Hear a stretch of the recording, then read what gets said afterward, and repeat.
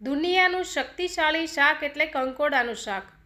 આ કંકોડાનું શાક તમે અઠવાડિયામાં એકવાર ખાઈ લેશો તો તમે આખું વરસ સ્વસ્થ અને તંદુરસ્ત રહેશો। આ કંકોડાનું શાક ખાવાથી શરીરમાં ઘણા બધા રોગો દૂર રહે છે અને ઘણો બધો ફાયદો પણ થાય છે। ચાલો આપણે બનાવવાનું શરૂ કરીએ। એકદમ નવી રીતે બનાવવાના છે, જે પણ નહીં ખાતા હોય એ પણ ખાતા થઈ જશે, એની 100% ગેરંટી છે મારી। તો સૌથી પહેલાં આપણે કંકોડાને ધોઈ લેવાના છે। અહીંયા મેં 250 ગ્રામ જેટલા કંકોડા લીધા છે। ખૂબ જ મોંઘા એવા છે, 80 રૂપિયાના 250 એવા છે। તો અત્યારે કંકોડા ખૂબ જ મોંઘા મળતા હોય છે, પણ તો પણ ખાવા જોઈએ, કારણ કે હેલ્થ માટે પણ ખૂબ જ ફાયદાકારક છે। તો અહીંયા મેં કંકોડાને ધોઈ લીધા છે, જેથી તેની ધૂળ અને બધું નીકળી જાય, જે ડસ્ટ હોય તે। હવે આપણે કંકોડાને સુધારી લેશું। તમારી પસંદ હોય એ રીતે તમે કંકોડાને સુધારી શકો છો।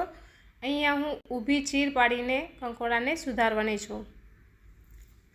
જો તમને મારા વિડીયો ગમતા હોય તો ચેનલને સબસ્ક્રાઈબ કરજો, વિડીયોને લાઇક કરજો ને આગળ શેર જરૂરથી કરજો। જે પણ લોકો કંકોડાનું શાક નહીં ખાતા હોય એ પણ ખાતા થઈ જશે। એકદમ નવી રીત છે, નવા મસાલા સાથે બનાવવાના છીએ, તો આગળ જરૂરથી શેર કરજો। અહીંયા મેં કંકોડાને બધા જ સુધારી લીધા છે એકદમ સરસ રીતે। હવે આપણે આને ધોવાના નથી, આપણે પહેલાંથી જ ધોઈ લીધા છે। હવે ગેસ ઉપર એક પેન ચડાવી લેશું અને 3 પાવલી જેટલું તેલ એડ કરી લેશું। 1 ટીસ્પૂન રાઈ એડ કરી લેશું, જીરું એડ કરી લેશું, 1 ટીસ્પૂન હિંગ એડ કરી લેશું, હળદી પાવડર એડ કરી લેશું। હવે આપણે જે કંકોડા સુધારીને રાખ્યા છે તે એડ કરી લેશું અને બરાબર મિક્સ કરી લેશું। બરાબર મિક્સ થઈ જાય પછી આપણે એને ઢાંકીને કૂક થવા દેશું। 5 મિનિટ સુધી આપણે ઢાંકીને કૂક થવા દેશું અને ઉપર થોડું પાણી પણ એડ જરૂરથી કરી લેજો। હવે આપણે ખાસ મસાલો બનાવી લેશું। તો એના માટે આપણે સિંગદાણાનો ભૂકો લીધો છે 2 ચમચી જેટલો, ચણાનો લોટ લેવાનો છે આપણે 2 ચમચી જેટલો। જો તમારે ચણાનો લોટ ના વાપરવો હોય તો તમે સેવ પણ વાપરી શકો છો અને ચવાણું પણ લઈ શકો છો ખાંડીને।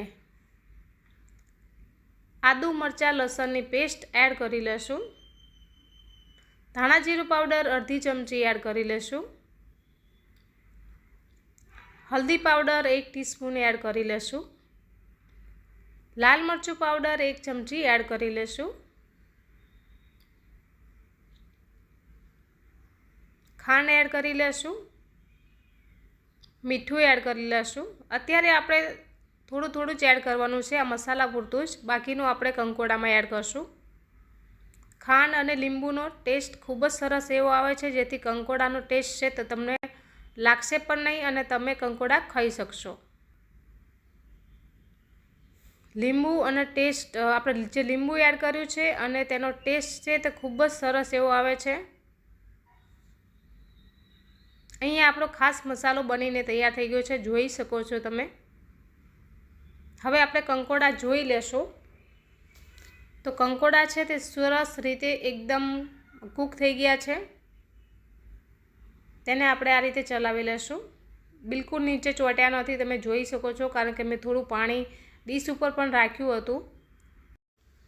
1 ટીસ્પૂન હલ્દી પાવડર, 1 ચમચી ધાણા જીરું પાવડર, 1 ચમચી લાલ મરચું પાવડર એડ કરીને આપણે ચલાવી લેશું। બરાબર મિક્સ કરી લેવાનું છે। હવે આપણે જે ખાસ મસાલો બનાવ્યો છે તે અડધો એડ કરશું।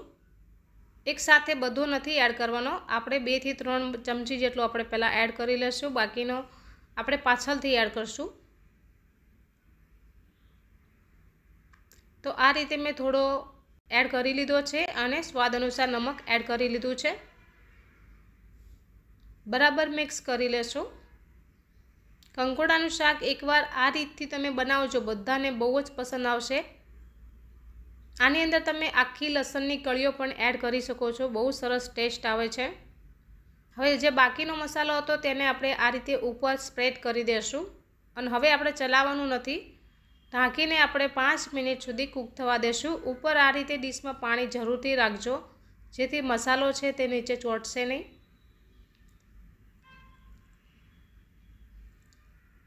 5 મિનિટ આપણે કૂક થવા દેશું। 5 મિનિટ કૂક થઈ જાય પછી આપણે આ રીતે ખોલીને જોઈ લઈશું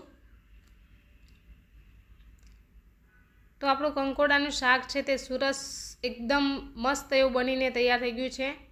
એકદમ નવા રીતે અને નવી રીત છે, એકદમ સરસ ટેસ્ટ આવે છે આનો। એકવાર તમે આ રીતે બનાવજો અને તમને ખૂબ જ પસંદ આવશે। વિડીયો ક્યાંથી જુઓ છો તે પણ મને કમેન્ટમાં લખજો। હવે આપણે ગેસ બંધ કરી દઈશું અને નીચે ઉતારી લેશું। આ કંકોડાનું શાક છે તે ભાખરી અથવા બાજરીના રોટલા જોડે ખૂબ જ સ્વાદિષ્ટ લાગે છે। તો અહીંયા મેં જાર બાજરી મિક્સ લોટનો રોટલો બનાવ્યો છે અને સાથે જ કંકોડાનું શાક આપણે સર્વ કરવાના છે। બંને વસ્તુ હેલ્ધી છે તો ખૂબ જ ફાયદાકારક છે। તમે પણ બનાવજો અને મારી સાથે શેર કરજો કે તમને આ રેસીપી કેવી લાગી। બહુ મસ્ત એવું આ કંકોડાનું શાક બને છે। હું કરેલાનું શાક પણ આ જ રીતે બનાવું છું, જેથી મારા ઘરના ખાતા નહોતા પણ એ પણ હવે કંકોડાનું કરેલાનું શાક અઠવાડિયામાં 2 વાર જરૂરથી બનાવરાવે છે। બહુ જ સ્વાદિષ્ટ બને છે અને એકદમ નવા ટેસ્ટ સાથે બનીને તૈયાર થાય છે। તો તમને આ રેસીપી કેવી લાગી મને કમેન્ટમાં જરૂરથી લખજો। થેન્ક યુ તમને। આવજો। જય માતાજી।